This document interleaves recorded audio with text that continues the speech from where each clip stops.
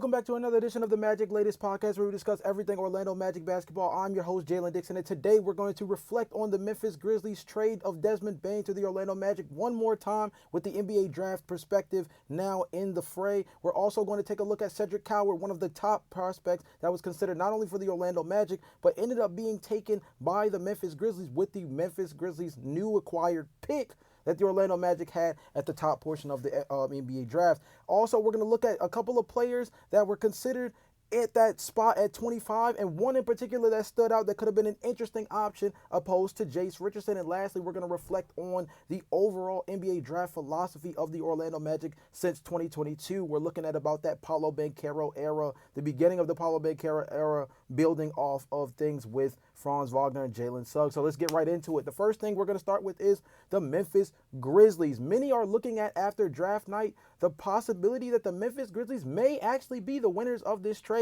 To reflect on the trade that was made, Desmond Bane was sent to the Orlando Magic in exchange for Kentavious Caldwell-Pope, Cole Anthony, the newly acquired Cedric Coward, the 2026 first-round pick, 2029 pick swap, as that's top two protected, and a 2030 first-round pick. Many believe that with the Memphis Grizzlies' ability to take a top-level prospect who is flying up boards, this was a guy who some had in the top 10, and they were able to snag them in the middle of the first round. Cedric Coward ended up being a guy that not only was highly considered by the Orlando Magic, he was even on our perfect pick series at 25, and prior to the trade was one of the guys that was considered at that top 15, top 16 spot as well. So the Memphis Grizzlies' ability to grab a guy that not only fits their system, but actually would have been a perfect fit for what the Orlando Magic are trying to do with their roster is a twofold, because it almost comes off as an overpay, given the fact that the Magic could have just gotten a guy much, yes, he is a little bit younger, but much more raw, a little bit more athleticism, high IQ, 3-and-D build. A lot of the things that Desmond Bane brings to the table, they would have been able to get it for significantly cheaper in a guy like Cedric Coward. But instead, they trade for a guy like Desmond Bane. Memphis gets Cedric Coward, not to mention they have the first-round pick to next year and down the line. Memphis is starting to look slowly like a winner. Nothing can obviously be determined until the next few years where Desmond Bane's contract plays out, or if Desmond Bane is traded, then obviously everything is null and void. But until the ball, goes up and we go into opening night and we play a handful of games and we see the chemistry build between this team with Desmond Bane on the roster, we can't necessarily judge this trade outright. But I will say that the Orlando Magic are looking slightly foolish only a couple of days after the Desmond Bane trade, given the fact that this was a player in Cedric Coward that was in that range at the pick that they had to literally go after a prospect who fit the 3-and-D mold of a high-level three-point shooter, rangy, athletic, could give you a little bit of everything on both sides of the ball, could probably be a guy who maybe could not necessarily start the way Desmond Bane could out the gate, but a guy who I think has the possibility of being able to produce at a high level early and often. I wouldn't be surprised if Cedric Coward does end up starting for the Memphis Grizzlies by the midway portion of the season, just given his tools and his ability to kind of make things happen on and off the ball. So you have to wonder, right? You have to really sit and wonder whether or not the Orlando Magic simply overpaid for a more sure commodity and got their eyes a little big, given the fact that the East looks wide open with Jason Tatum, Tyrese Halliburton, and Damian Lillard going down. On the other side of it, you have to look at it and say the proven commodity is exactly why you would want to go into a situation like this, knowing that you already have a pretty strong team, and building on that with somebody who can come in day one, start for you, and produce at a high level, further maximizes this miniature window that's open for this year where everything seems like the stars are aligning. But that brings us to our next topic, which is, at the end of the day, who's the better fit?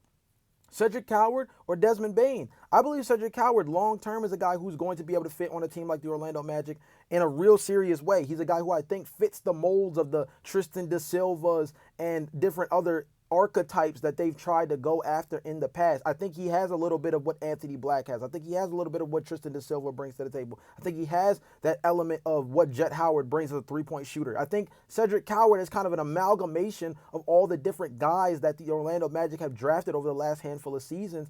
And he was in a range where the Orlando Magic could have legitimately snagged him, and of course would have been at a much cheaper price tag than what they did for Desmond Bane. But it goes back to what I said before. I think the reason why you still have to give the Desmond Bane grace outside of the fact that obviously we haven't seen any production on the actual floor yet, is because at the end of the day, Desmond Bane is a proven commodity. He hasn't played necessarily at a high level in the postseason. He's been a guy who not necessarily like shrinks, but has definitely regressed in postseason play as a member of the Memphis Grizzlies.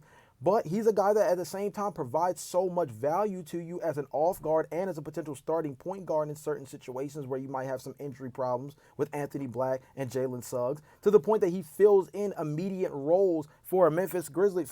He's done it for a Memphis Grizzlies team and has the ability to do it now for an Orlando Magic team that just gives you a surefire thing in a season where you need to shore up as many things as humanly possible. I would also say one of the more notable things to take into account is the Orlando Magic are coming off of an injury-riddled season with Paolo Banchero, Franz Wagner, and Jalen Suggs all missing significant time. Cedric Coward played 6 games at Washington State.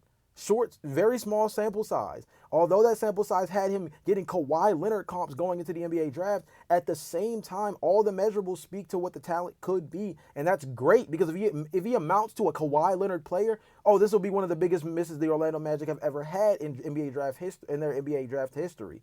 On the other side of the table, if this is a guy who struggles out the gate and a lot of it is due to lingering injury, or this is a guy who you find out is a little bit more injury prone than you thought, or even the mere fact that you maybe don't want to over exercise the thoughts of what he was able to do in this more like voluptuous, or not voluptuous, but like his more extensive play record, which is at Eastern Washington, where he didn't go up against like high level competition. So although we can fantasize about the kind of player he can be, he's still a relative unknown. He kind of comes in a weird way similar to,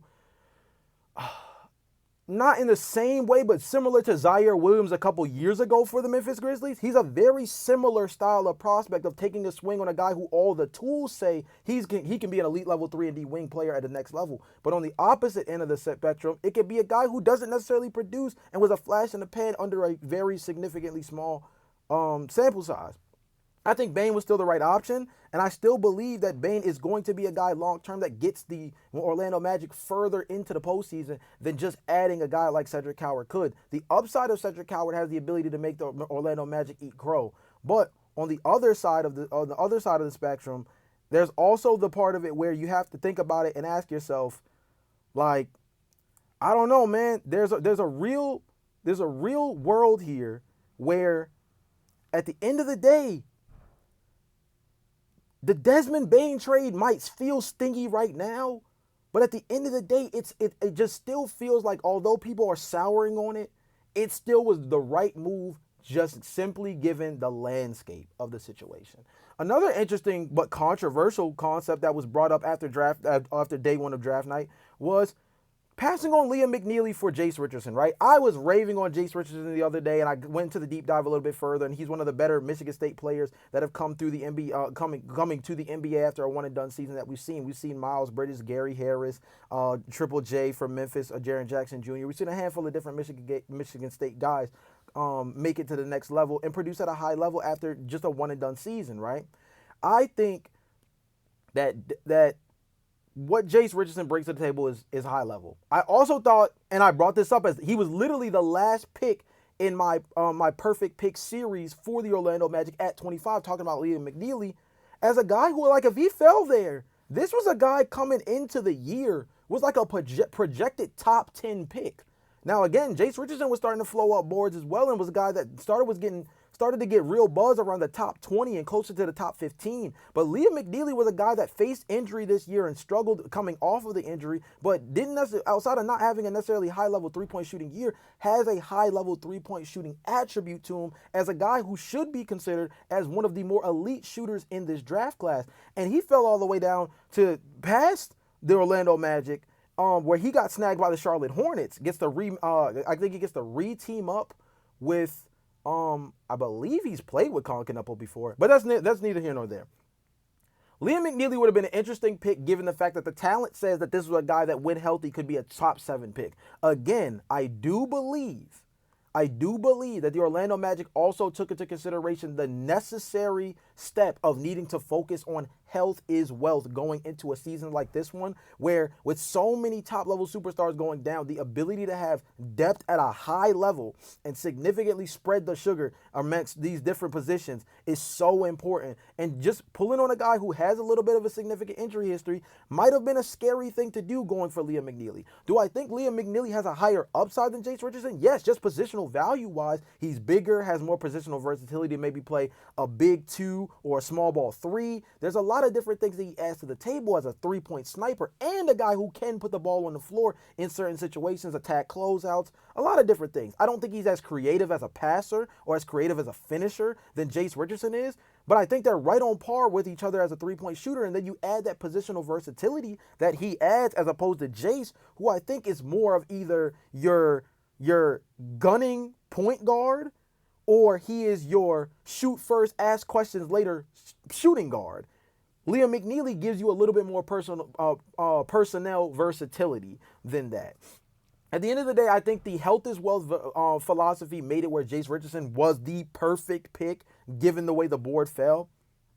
But I will say that I think Liam McNeely was literally like a 1A on that big board of guys that I think would be really interesting. He was a guy that fell into the back 9 for me in terms of players that I thought was even an option at 25. That's why he was one of the last players, if not the last player in my my perfect pick series.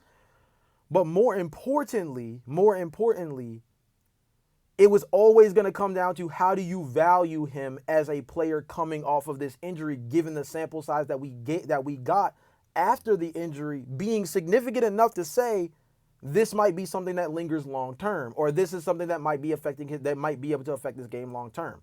Hopefully, for the Charlotte Hornets' sake, that's incorrect. He can come in and be a knockdown shooter, and him and Colin Knuppel can already come in and just add significant three-point shooting to a Charlotte Hornets team that desperately needed it. So did the Orlando Magic, though, and from a positional size perspective, he's a guy that also kind of fits what the Orlando Magic are used to doing. So when you take that onto account, Liam McNeely, again, I think is going to be the more interesting pick long-term as a guy who I think just has so much more value, just like due to just, again, the size, build, versatility, the hype coming into his freshman season. But I still believe that Jace Richardson was the best pick. You guys let me know in the comment section down below whether you agree. Was Jace Richardson the right move, or was Liam McNeely the guy that we let slip away? Lastly, let's talk about what the Orlando Magic have been doing over the last couple of seasons to build around Franz Wagner, Jalen Suggs, and Paulo Banchero. Anthony Black, Tristan Da Silva, Jet Howard, right? These handful of different guys that they've grabbed, the whole ideology, now you add Jace Richardson to the mix as well, the whole ideology around this team has been able to either grab some version of three-point shooting or some version of wing versatility in some way that allows them to positionally move up and down the spectrum. It's very similar to what the Toronto Raptors are doing, or it's very similar to what the Oklahoma City Thunder have been trying to do. It's almost very reminiscent as well as what Indiana was able to do after acquiring Pascal Siakam, and how that changed the versatility of their team with having Tyrese Halliburton, Aaron Nesmith, Andrew Nembhard played a lot more as a guy who grew into an elite level defender at that 2 position, right? And it started to become this versatile space where these guys could just guard in space, operate at a really high level, and then obviously you have a high-level shot blocker in Miles Turner who can also spread the floor. So the Orlando Magic, if you look at the blueprint, the Toronto Raptors, the Oklahoma City Thunder, and the Indiana Pacers, who obviously just played each other in the finals, the Orlando Magic also have a very interesting build, very similar to what the Boston Celtics have tried to do, of course, prior to this year where it seems like everything is tearing down. The Orlando Magic are very similar when you look at that team that had Drew Holiday, Derek White, Jason Tatum, Jaylen Brown, and then you finish in the middle with Al Horford. By doing this, you look at it, Desmond Bane, Drew Holiday, Jalen Suggs plays the Derek White role. Then you have a guy in Paulo Banchero who's not the 3 in this position, but is the lead superstar. Then you have the secondary star in Franz Wagner, the off-ball ball handler that's similar to Jalen Suggs in terms of the role that he's asked to play. And then the guy who's literally comped to Al Horford in Wendell Carter Jr. in the middle there.